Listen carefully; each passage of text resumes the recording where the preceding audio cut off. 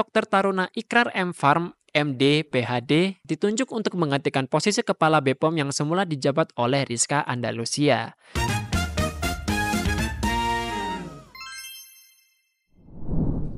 Halo rakyat YouTube sekalian, selamat datang di channel DB News. Bersama aku, Faisal, dan hari ini kita akan ngomongin pelantikan Kepala Badan Pengawasan Obat dan Makanan atau BPOM, yakni si Taruna Ikrar. Jadi teman-teman perlu ketahuin ada fakta menarik mengenai si Taruna Ikrar ini. Jadi pastikan nonton terus sampai akhir ya. Tapi sebelum lebih lanjut ngomongin ceritanya, teman-teman jangan lupa klik tombol like dan klik tombol subscribe agar teman-teman nggak ketinggalan informasi-informasi yang menarik baik dari dunia lokal maupun dari dunia mancanegara. Jadi, langsung saja kita ke beritanya.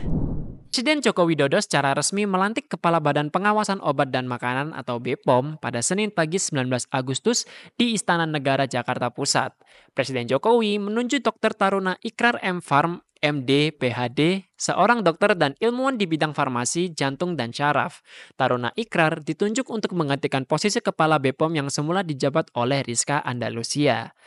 Melansir dari Kompas, pelantikan tersebut berdasarkan keputusan Presiden nomor 115/PPA pada tahun 2024 tentang pengangkatan pejabat tinggi utama di lingkungan Badan Pengawasan Obat dan Makanan yang dibacakan oleh Deputi Bidang Administrasi Aparatur Kementerian Sekretariat Negara yakni Nani Purwanti.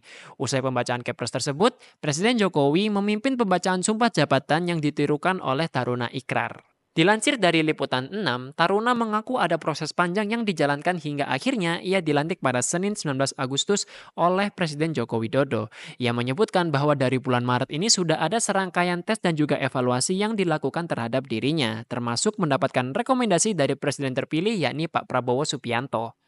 Jadi, siapa sih sosok Taruna Ikrar ini? Dilansir dari iNews, Taruna Ikrar ini lahir di daerah pesisir pantai di kota Makassar dari orang tua yang berprofesi sebagai guru. Pria yang lahir pada tanggal 15 April 1969 ini sejak kecil bercita-cita sebagai seorang dokter. Setamatnya ia dari SMA, ia mendaftar di Fakultas Kedokteran Universitas Hasanuddin, Makassar. Menurut CNBC Indonesia, beliau adalah seorang dokter dan ahli farmasi, jantung, dan juga syaraf.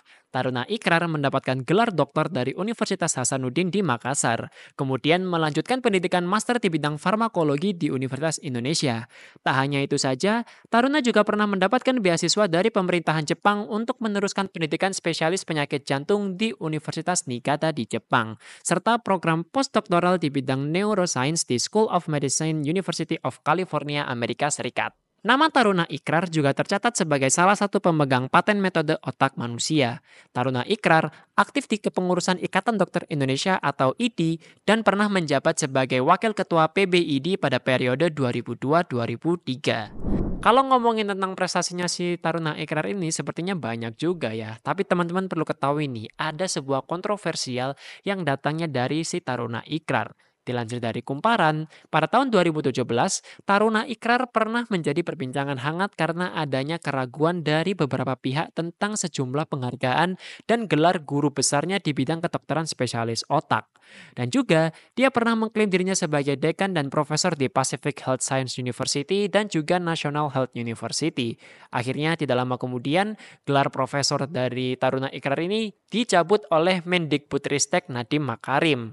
Menurut Kumparan, pencabutan gelar Profesor Taruna Ikrar ini tertuang dalam keputusan Mendikbudristek tentang penyetaraan jabatan akademik dosen tertanggal 30 Agustus 2023. Sebelumnya di tahun 2020, Taruna pernah diangkat oleh Menkes Terawan Agus Putranto sebagai Ketua Konsil Kedokteran atau KKI. Tapi di sisi lain, IDI ini berseberangan dengan Menkes Terawan hingga akhirnya para IDI ini memprotes adanya sebuah pengangkatan tersebut. Tapi kalau menurut teman-teman gimana nih? Apakah ketua BPOM yang baru ini layak menjadi ketua BPOM atau dengan kontroversial ini perlu dipertimbangkan lagi? Tapi ya kita mari berdiskusi bareng-bareng ya, kita open minded ke orangnya. Jadi teman-teman tulis aja di kolom komentar nih, apapun pendapat-pendapat kalian tulis aja di kolom komentar. Dan itu saja informasi yang bisa kami sampaikan untuk video kali ini. Jangan lupa teman-teman klik tombol like dan klik tombol subscribe agar teman-teman gak ketinggalan informasi-informasi yang menarik baik dari dunia lokal maupun dari dunia mancanegara. Dan jangan lupa juga follow akun media sosial kami, ada di DB Media News, ada di Instagram, dan juga ada di TikTok.